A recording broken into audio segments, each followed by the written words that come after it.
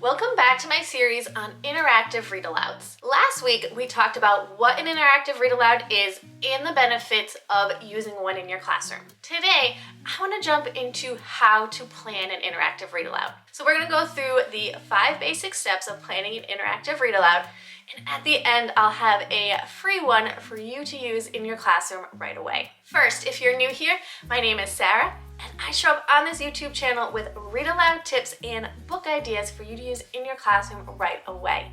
If that sounds like something you're interested in, give this video a thumbs up and hit that red subscribe button down below. Interactive read-alouds are a powerful way to engage all students in a book while teaching important reading strategies as well.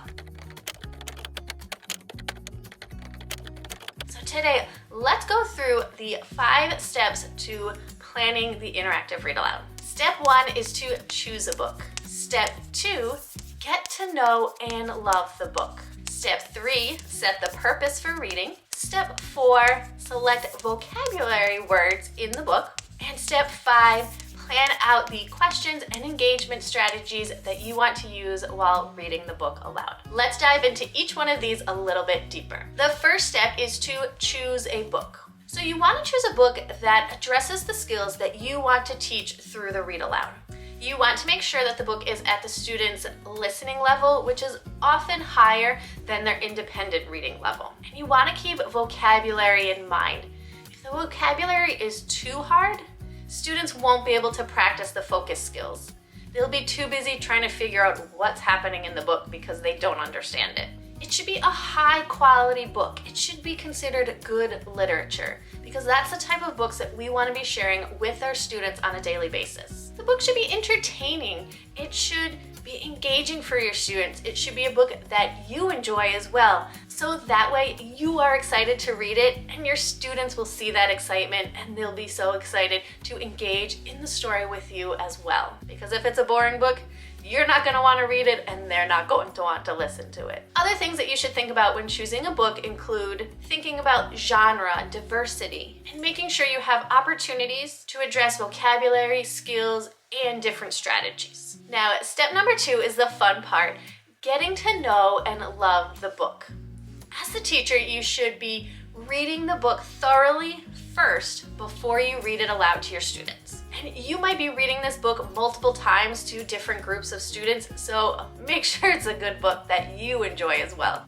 But reading aloud to kids is instruction, so having knowledge of the text is crucial. The richest discussion points are more meaningful when they are planned in advance. So you can do the most with a read aloud when you are the master of the text, when you know where that text is headed. You are guiding that book, you are guiding that discussion with your students. So it's important that you fully understand and know exactly what is happening in the story the whole way through. When you're reading the book ahead of time, pay attention to where you naturally stop as the reader, and those are going to be your discussion points. That will be where you stop to talk about things with your students as you read the book aloud. And depending on the difficulty or the complexity of the text, you may want to read it aloud on your own a few times first so that you are fully comfortable with it when it comes time to read aloud in the classroom. Now, it's time to set a purpose for our read aloud. Are you modeling a comprehension strategy, teaching a particular standard,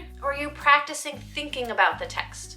These are all things you need to keep in mind when setting the purpose for your read aloud. Then determine your focus skills, the ones that you are working on together as a class. And I recommend choosing only 2 to 3 focus skills at a time. This gives students explicit instruction and practice. And depending on whether you're using a fiction or a nonfiction book will help you to determine those focus skills ahead of time. We know as teachers, we often use read alouds more than once in the classroom. And each time you read the text aloud, you're going to choose different focus skills. So reading strategies are better to use with the first time that you read them aloud, whereas a common core focus is better for the second or third time of the read aloud. These standards are easier to practice when students have heard the story read aloud a few times before. Next, we're going to select the vocabulary words. So through an interactive read aloud, we are also giving explicit instruction on vocabulary.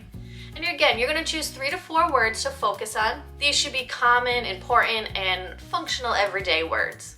words that students need to know in order to fully understand the book. And when teaching these vocabulary words, it's important to utilize kid-friendly definitions and even pictures to help them understand the meaning. You can model and use repetition to practice these words, and then give students the chance to interact with them by writing sentences or drawing pictures. You can compare the words or even have students act them out if it applies. But you're going to be teaching these words as they come up in the book. This will allow students to practice using context clues to figure out the meaning of the words. This is a hard skill, so it's really good to practice this often so that they become more confident with it when they're doing their own independent reading. However, if you have English language learners in your classroom, I recommend pre-teaching the words so that they understand the meaning of the story when you get to that part in the book. And the last step when planning an interactive read aloud is to think about the questions that you're going to ask. Now, we're going to go more into this in a few weeks, so I'm just going to give you kind of a brief overview right now. But in one of the other videos in this series, we're going to be talking just about what questions you can ask during an interactive read aloud. So your question should be open-ended in order to create conversation and discussion amongst your class. As you're reading the book ahead of time, think about where your students may have difficulty understanding the text, and that's a great place to stop and discuss what's happening in the story. And I recommend only using text-based questions if students really need that extra support, but those open-ended questions provide more space for students to think and discuss with each other. Now, you're going to plan questions for before, during, and after the story, but you're going to be strategic about where and when you stop to engage with the text, because if there are too many questions, it's going to interrupt the flow of the story. But you need to stop often enough to really focus on the skills. So before reading the text, this part can be done fairly quickly. We talked about before how this is a great time to introduce the title, author, illustrator of the book, as well as the cover. You're going to set the purpose for reading, and you're going to activate students' background knowledge and schema, asking them questions about what's happening on the cover, what the title might mean, where they've heard or seen these things before. This is going to get them prepped and engaged for the story that's about to come. And you can also give them an opportunity to make predictions about what they think the book is going to be about. Again, this will get their brain thinking and ready for the story. Now, during the story, you're going to have the discussion with your students. You're going to prep these questions ahead of time. I always like to print my questions on Post-it notes, on sticky notes, and that way I can put them right in the book so I remember exactly where to stop as I'm reading.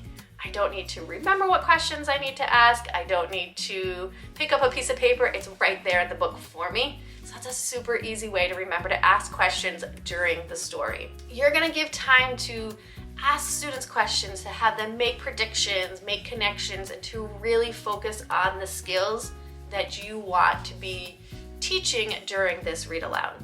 And you're also going to be giving them time to talk with each other, whether it's just a partner or talking as a whole class, to really engage them in the book. And then once the book is over, after reading, you're going to wrap up the book, ask them what questions they still have, and talk about what they learned through the story or what they should be doing as a reader while they are reading their own book. So those are the 5 steps to planning an interactive read aloud. You're going to choose a book. You're going to get to know and love that book. You're going to set a purpose for reading. You're going to select the vocabulary words and also come up with discussion questions and engagement strategies to use while you are reading the book with your class. An interactive read aloud is a great foundation for instruction in your classroom. It provides rich opportunities for every student to expand their background knowledge, to experience age-appropriate text, to learn a variety of ways to think deeply, and to use academic language to talk about an engaging text. So next week, to continue our series on interactive read alouds, we're going to talk about how to choose a book for your interactive read alouds. But before you go, I have a free interactive read aloud in the description box down below that you can download to get started on using them in your classroom today. If this video was helpful for you, make sure you give it a thumbs up, hit that red subscribe button down below, because I'll be back with more read aloud tips and book ideas for you to use in your classroom right away. Have a great week.